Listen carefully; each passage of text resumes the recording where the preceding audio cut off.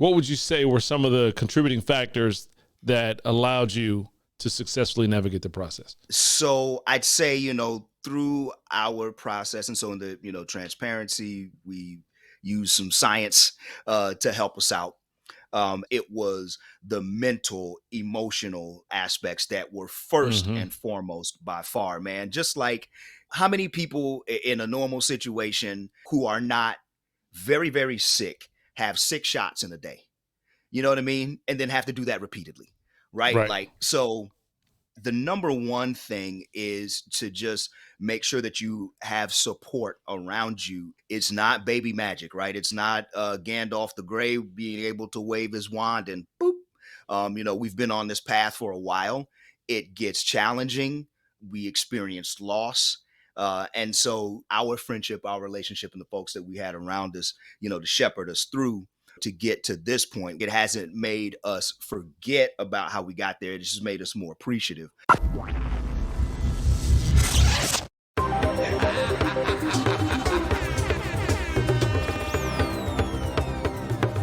Black Futurist. That's one small step for man. Okay.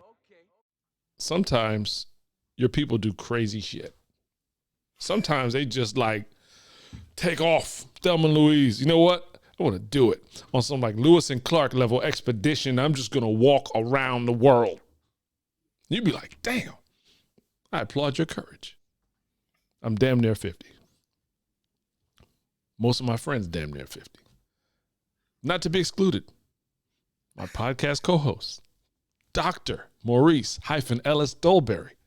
Wow. Damn near 50. And why am I saying all this? Because my main man, Dr. Maurice Ellis Dolberry, is a father for the first time at 49, damn near 50 years old, of not one, but 4 children at once. This fool had twins and has 2 dogs. So I just want to say, what's up, my brother? You get all the things.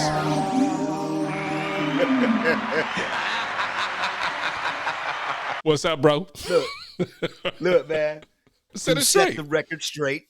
Yes, I'm damn near 50.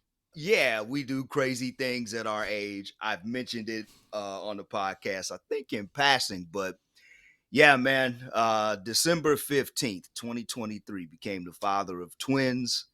And man, I haven't slept since. And so now, of course, it's time to The date of this time to recording. podcast. Man is adding hyphens to my name. There are no hyphens in my name. There are no hyphens in my children's name. Shout out to everybody who has a hyphenated name. But no, we don't have any folks who are hyphenated in my family. That's a running joke between me and the podcast co-host. So yeah, crazy factor is way up. And I'll let you ask the question because I don't even know where to start. I mean, you all who've been dads, you've been through this. So as of this podcast, they are 1 month old and I think 2 days now. In fact, so today was the day that we came home from the hospital with them. And they were like, all right, old people, here, you can go raise your own grandchildren. Good luck. We think you're okay. And, we took the babies home like, all right. Now what? All right, so let's start with this part. Like, how free are you able to talk? Because at your house, you have a lot of people or beings, if you include the dogs, and you haven't had much sleep, and it's the middle of the day. Can you actually talk? Can I ask you real questions? Yeah, absolutely. I got a little podcasting space, but if there's any other time to be 100% honest with yourself and your people, this is the time. And so to your point, before you start asking me questions and go mess my stuff up, it has been fantastic having my parents here. My dad just left not too long ago, but yeah, mom is sticking around through wrestling season. Been an infinite blessing, man. Just fantastic to have other people. And it's not just like, hey, the baby is crying. It's like, hey, you spilled that little sip of coffee over there on the sofa, and then the baby started crying, and then the other one needed changing, and then you had to change the other baby again, because then they went from crying to pooping on themselves, and then you got to make a bottle for the one because now they're hung like, oh yeah, and that stain over there on the sofa, or man, we got to take the trash out at some point, Right. like, so from changing, putting love on their grandkids to regular stuff around the house has been fantastic having my parents here. That's really good. Let's go to the beginning. So what does the term geriatric mean regarding pregnancy? It is a term that is no longer in use. And it used to be, up until maybe 5 to 10 years ago, it was the term for any woman, I believe the age was over 35. Mhm. So if the maternal age was over 35, it was referred to as a geriatric pregnancy. And so that term is passe at this point. Now it's considered a bit offensive, because it's like saying, well, here's this elderly woman having a baby. And so now we say advanced maternal age. Shout out to Tamron Hall and Brigitte Nielsen, who pioneered in the known person space that you can knock it out at 50. But your lady's not 50. How old is she? 44 when they were born. So, yeah. Talk about how that idea, the pregnancy formerly known as geriatric, whatever that symbol looks like when Prince did it, what did that look like challenge-wise? For us, and there are different ways that advanced maternal age can affect a pregnancy. And so, one of the great things that I will say about it, in terms of those of us who have the privilege of being insured, and fully insured, um, they are automatically termed high risk pregnancies as well. I'm sure the insurance company is not bothered by the fact that it multiplies the number and frequency of procedures, preventative measures, and observations that they do of the mom and the babies while they're in the womb, because they just make more money on it. But that is one of the factors of being, in an advanced maternal age. It does mean that you do have a multitude of appointments. Now, double all that because we've got twins.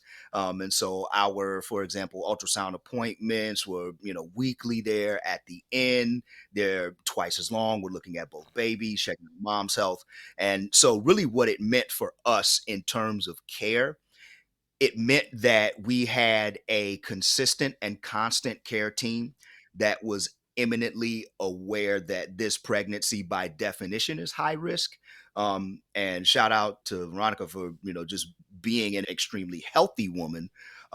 She had no complications due to her own health or issues, and was able to, and listen, I ain't gonna say nobody that carried twins had, and I will not use this word. Don't let nobody paraphrase me and say she had an easy pregnancy. By no stretch of the imagination. She had what was largely an uneventful pregnancy when it came to things to be worried about, while acknowledging and understanding that it was a high risk pregnancy. Right. So you guys have successfully navigated the process. Yes. What would you say were some of the contributing factors that allowed you to successfully navigate the process?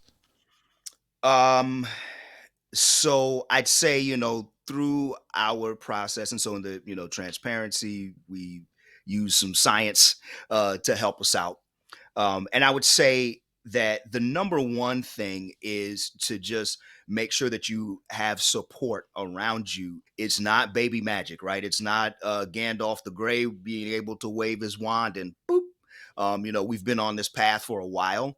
It gets challenging. We experienced loss. And so our friendship, our relationship, and the folks that we had around us, to shepherd us through to get to this point, which is 100%. If there was such thing as 110%, I would say it's 110% worth it. Just this past month has been fantastic. It hasn't made us forget about how we got there. It just made us more appreciative of the fact that we have. But what were the specific physical things? It was the mental, emotional aspects that were first and foremost by far, man. Just like, how many people in a normal situation who are not very, very sick have 6 shots in a day? You know what I mean? And then have to do that repeatedly, right? Right. Like, so when it comes to those types of things, it's it's the support. And then there's the other part of it. It's thinking about, like, yeah, we old as hell. So we're trying to eat healthy. We're going to get some exercise when we can. So she would hop on the exercise bike. She would do little YouTube classes, do some stretching and yoga stuff. So we were both very conscious of it. I'm happy. I put on 10 pounds of pregnancy weight, which I immediately dropped The sympathetic afterward. weight. Yep, put that sympathy weight on, just 10 though, and dropped them immediately. We back down, to our fighting weight. So, but yeah, like I said, just to reiterate and probably belabor the point, it was definitely the mental and the emotional support that we had with each other, friends and family, that made it doable. Right. So for people who may be considering going the route that you went, talk about some, and you being a scientist and an educator, talk about some of the science that you employed. What is the modern state of things? What's possible? And what was that experience like? And what did you learn along the way? Man, it's fascinating. And I can say, as someone who has a degree in biology from Howard University and who taught science and then taught science teachers how to teach science, and have even taught anatomy and sex ed before, I can tell you that it was a huge learning process in terms of just learning what it takes to conceive a child, and the process of going from conception to baby. And, so surrounding ourselves, and it was strategic, right? Like, so I'm circling back, and we had Dr. Brad Wilson on here, right? And talking to Shout out to him Brad. about, absolutely, man, talking to him as someone who studies those things and works in fertility. And so it was calling in that village. That was a part of that, in the previous question too, the emotional. And then there you had the scientific support, right? To explain how things happen, why things are happening, what are the difficulties. You're going to have two primary challenges when you're talking about advanced maternal age. And that is this notion: women are born with all of their eggs.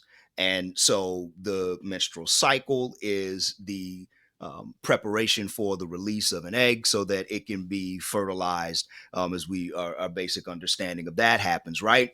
But understanding exactly when and how and why and windows of fertility, all of those pieces added in, helps you to understand that advanced maternal age when you have, one, a reduced number of eggs overall, and two, eggs that have been there for as long. So if a woman is 38, then her eggs in theory are 38 years old, so to speak. Right. And so because those eggs are old, they start to deteriorate. And so you have a reduction in the amount of eggs, and you have a reduction in the viability of those eggs in order to bring a pregnancy to term. And a woman's body does exactly what it is supposed to do when one of those eggs is fertilized that is not going to bring a child to term. It will be spontaneously aborted, which, as we call a miscarriage. But that spontaneous abortion happens because the body is making sure that it does not produce an unhealthy baby. Right. And so that happens with more frequency when you have a reduced number of eggs, as well as eggs that are old and lower quality. And then I'd say the second, so that's egg quality and amount, if you put it together, the egg, and then the stuff that is going to carry the egg, right? So what does the maternal womb look like in terms of its capacity at an advanced maternal age to carry a baby to term? And so you put those two factors together and you get increased risk to both the mother and the child or children. Right. When you were on the way to making the decision to employ the science, what advantages did you learn the science could give you? I mean, it's so the way that it's done now, right? Like this is what happens when I get overwhelmed, man, because it was overwhelming to find out basically like all of the X-Men, like gene shit that we learned about in the comic books and how they created Wolverine and X-23. Bro, all that shit is like possible, man. It made me think so much of how you can like create designer babies, right? Like from being able to take a genome, right? And we've mapped the human genome decades ago at this point now. So we know where genes are, what they code for.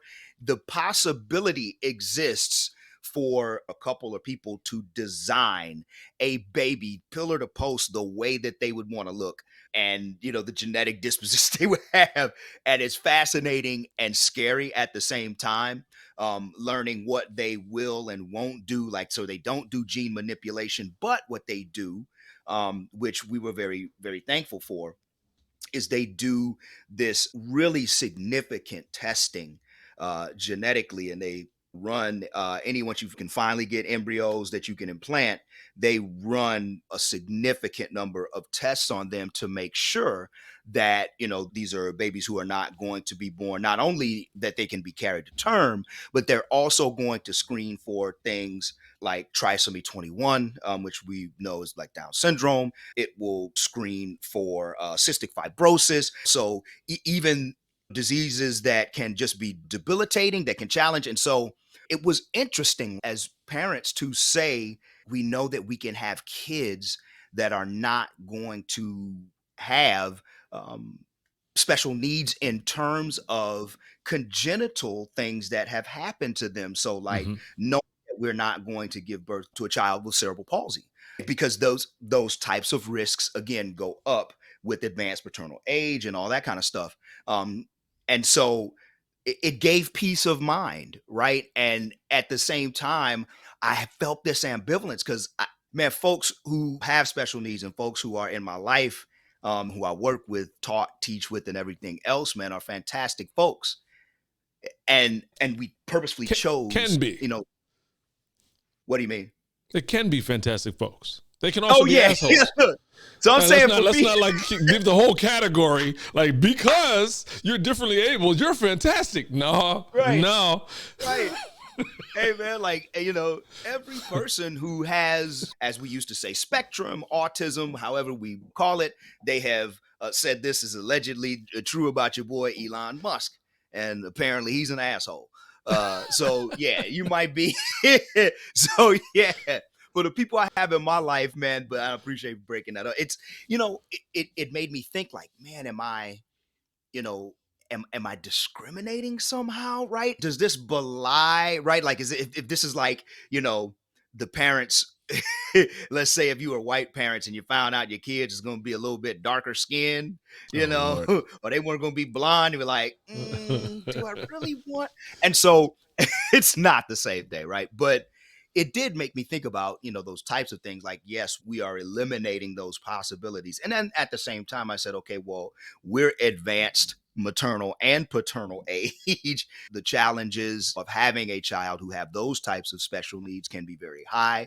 We're first-time parents, and if we can avoid it, we will. And still just remaining ambivalent about having made that decision, with the science having given us the benefit to be able to do so, right? Yep. It's like the invention of fire. Sure, I could still eat my food raw, but there's fire right there. And I'm not discriminating against raw foods, but if I could cook it, like, maybe there's some advantages that I should consider. So I guess, and the fact that you have your science background allows you to at least make informed decisions. You can always say, yeah, I'm going to go with it, doc, or not, which is great. Also, I know that there are multiple types of twins, and you had a certain type of twin. Talk about what they are. Yeah, so we had a boy and a girl. We had fraternal twins. And so there are different things that can happen. You can choose how many that you want to implant. There is a much, much greater incidence of twins happening if you implant one. So there are different ways that twins can happen. From one egg can split. And in that case, from that one egg, you will get identical twins.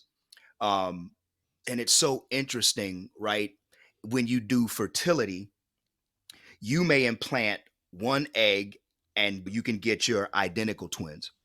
You can implant two eggs and still get identical twins, or one birth because there's no guarantee after you implant those eggs whether or not both of them are going to actually be carried to term. And because there is a higher incidence of twinning, one of them can actually split while the other one is not carried to term.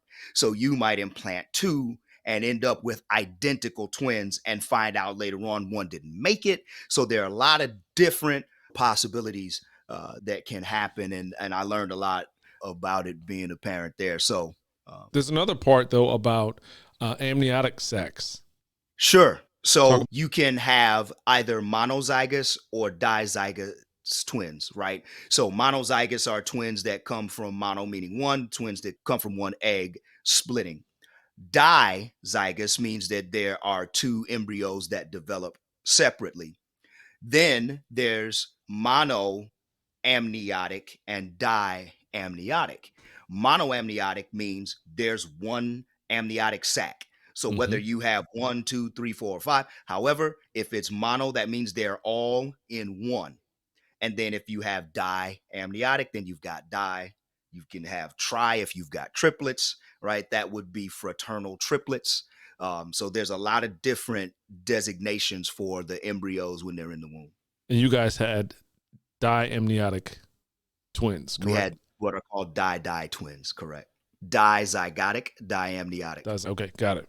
Jumping forward, you got the kids to the house. But before you even got the kids to the house, you started to do some research. You called friends. You checked with people who had recently had twins. And you started to develop your gadget set. What do they call it on video games? Where you go to the crate, your loadout kit? You got your loadout, right. So I want you to talk about what is the modern state of tech for new parents. I wrote a couple categories. One, let's start with the baby monitor. What's possible today? What is pretty normal is for everything to be Bluetooth or wireless somehow, and largely app-based as well. So if you're going to go more expensive, then you'll have a certain app, and then you can have different baby monitor cameras attached to that app. The least expensive, and well, not the least, the least expensive is, hey, go in the room and check on the baby. The minimal right now that you have that we actually use, we've got a camera, and then it has its own dedicated Bluetooth, and looks like, the same size as your smartphone. And so it just is connected to that camera. You can carry it. It can reach anywhere in the house with no problem, and it gives you a color picture, and you can actually move the camera around and see, the environment that the babies are in. And so that's what we have. We've got a couple of those, but yeah, everything is electronic. The monitoring. So we've got old school and we got new school. We've got the mirrors that you put against the back headrest that face the babies, so that, when we've got them in the car seat, you can actually see their faces. And then we've also got another camera system that, it just has some Velcro. You hook it on the top of the seat, and then you point it, and now you can see, it's pretty wide. So, you can put it on one headrest and see both babies and see their faces while they're in the car seat. Where are you seeing it? Are you seeing it on your phone, or is it like a device, a receiver in the car? So you have to get a little Uber driver joint, so it's got its own monitor that I stuck onto my dashboard. Right. So, and in that case, you've got a camera. Now that camera is not movable. But as I'm driving, I just look, and see what's going on with them. So everything is electric and electronic. And a lot of it is app-based. We have a system that we use that was suggested to us by a family friend who is herself a doctor and has young boys. Her boys are both under the age of 5, I believe. So is very recently, went through this and gave us a tracker, a baby monitor that we use, and it's an app, and it tracks everything from diaper changes to when you last fed them, how much you can put, whether it was the left or the right breast that they suckled from. What's the name of the app? Go ahead, give them the shine. What is the name of it? It's called Sprout. Okay. And it's a baby app. And hey, look, we use it. It's kind of technical, and it speaks to that. It speaks to my engineering, hard science side, right, that I still have. And I mean, it tracks their mood, it tracks their activities, whatever you want to put in it, you can track it and you can track it to the moment. So we So use that, we share that amongst our family members. So, mom grabs one of the twins, goes to feed her, I see boop pops up. Oh, being fed right now by Glamour. All right, cool. We good. wow. So that's incredible. And it sounds like we're manually putting things in. Is the output some type of graph or trend? Or what are we looking at? What's the output? However you want to set it up. So you can look at it as a list of activities. You can put it on a bar graph. You can put it on a discontinuous graph to show trends over time. It does all of the above. Cool. Okay. Yeah. What other apps, if any, are you using and why? That so far, and because we're at a point now where they can't move, so you put them down, that's where they are, right? Healthy or not, you put Unless them down, the dogs that's where get they involved, are. yeah. That's right. You sit them on the floor, that's where they are. The dog's gonna lick half their skin off, but that's where they are. Right. So, so we don't have anything that I think about like tracking technology. Like, would I put a little bracelet on both of them and track them? Hell yeah. Shout out to all my 1990s and 80s Howard cats. No, I'm not going to get the microchip put in their wrist with the barcode on it. But yeah, like, putting a little, they have a little bracelet or something on them that, that has a tracker once they're able to move. Yeah, absolutely. Without question, we'll think about those types of things. But as of right now, because of how limited they are in their interactions, the things that we have now are fantastic. We can use a camera that can be damn near stationary because they are, Right. Yeah. And it is a definite change in the household when they're no longer stationary. Even if they're just crawling, it's like, oh man, everything just changed. So there's this line in Ocean's 12 where they bring in Julia Roberts to help out with the heist. And it's Julia Roberts playing Danny Ocean's wife, playing Julia Roberts. So it's the actress playing a character playing herself, and they make her pregnant, and they're trying to fool everybody so they can go in and do this heist thing, and they're about to get caught up, and then the doctor comes in and says, would you put that cell phone away? You might as well be pointing a loaded gun at the fetus. So I say all that to say, what, if any, concerns should we have about all the radio waves and all the cellular and all that stuff we're using around these brand new babies? I don't know is my number one response. I actually don't know. And it is not something that I have researched significantly. I think I tend to be trusting of technology. And that is to my benefit and detriment, admittedly.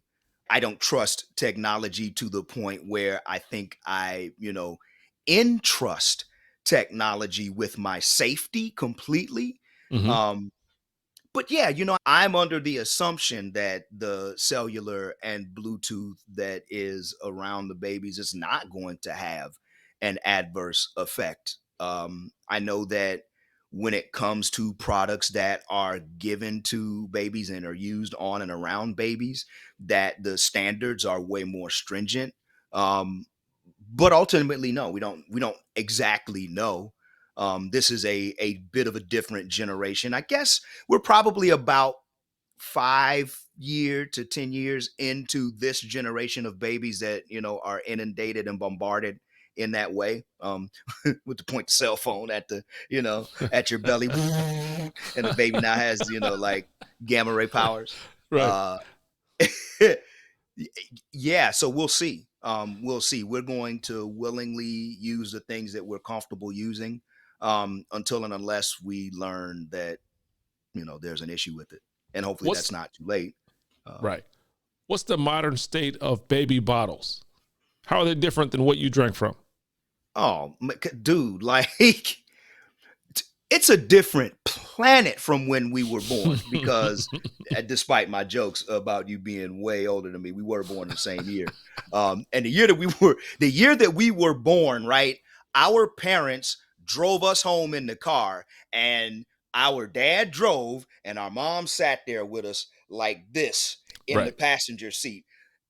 There were no seat belts in the vehicle. There was no such thing as a baby seat.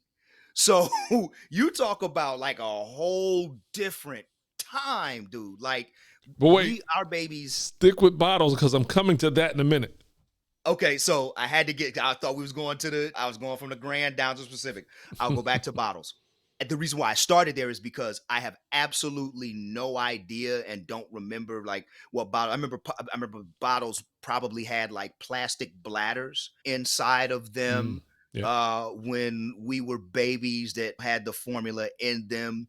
I'm sure the polymer that they use for the nipple, like none of the nipples that we use are opaque. All of them are clear.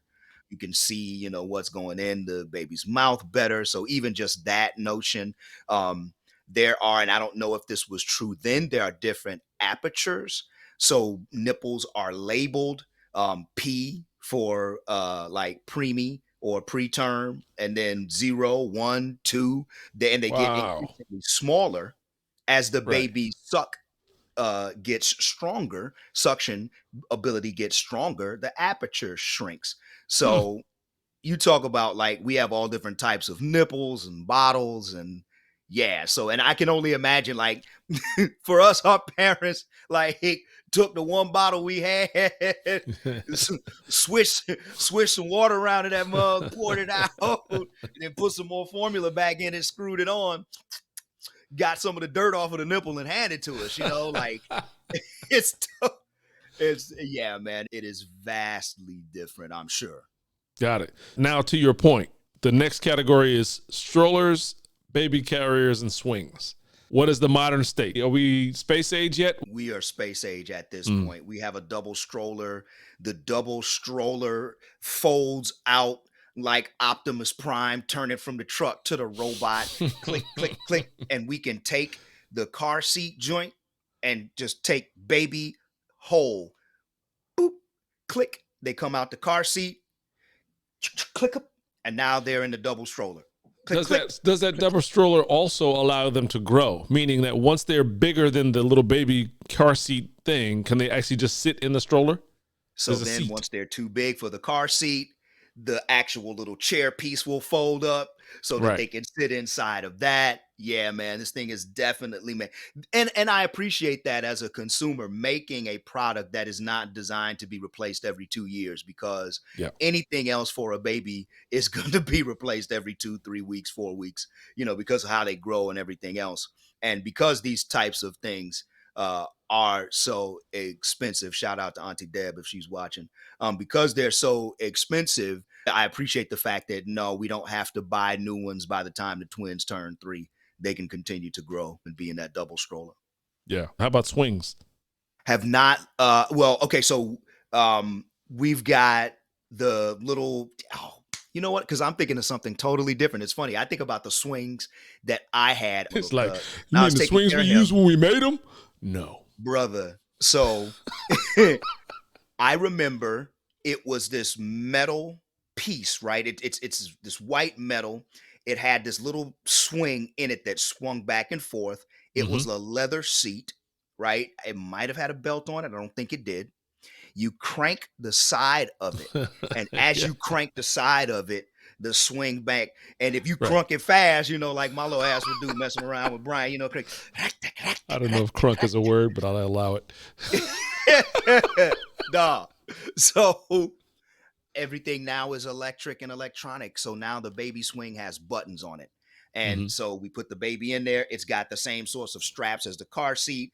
Fold them up, put the baby in it. They're strapped in, their heads supported, their little body supported. Looks like a little picture of an elephant or a turtle or a tiger or whatever little cute shit you got on there. You press a button, the swing will start to swing slowly. You press another button, it can speed up. Does it just go back and forth, or does it does it do the roundabout thing? Can you lay them on their stomach on this one? What is it?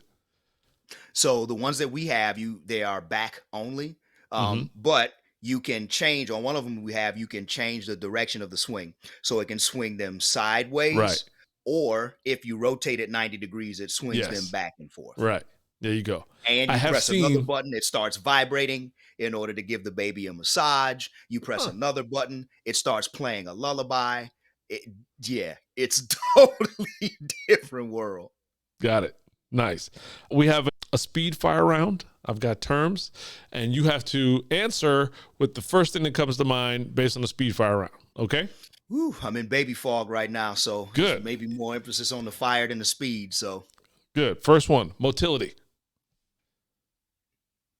none. And then my second thought is thankful. So the babies have no motility. When you go through this fertility process, it is highly invasive. They test your sperm for motility and all that kind of stuff. I was, Right. thankful that we had motile sperm. All right. The initials TTB, signed Robin Harris. Take that back. Robin Harris. Robin Harris.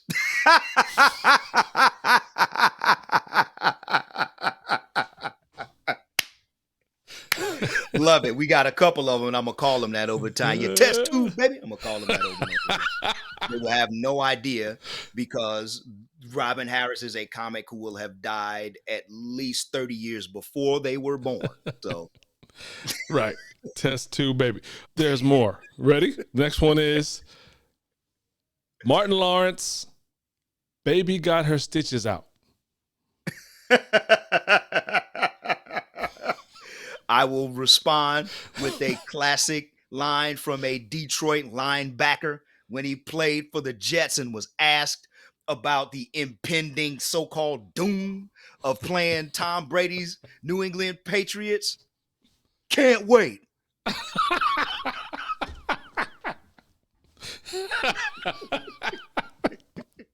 All right, that's great. Here's the last one. It is a fill in the blank. Family is ... Invaluable.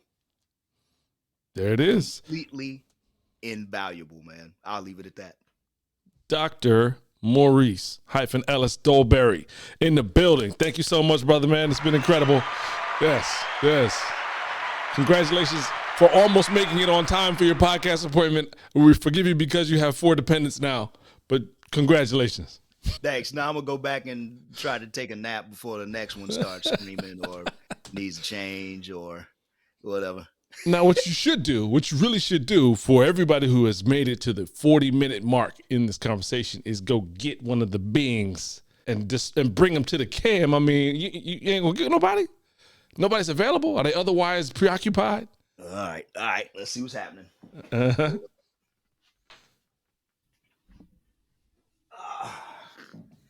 Oh, I didn't mean to scare you. All right. We see.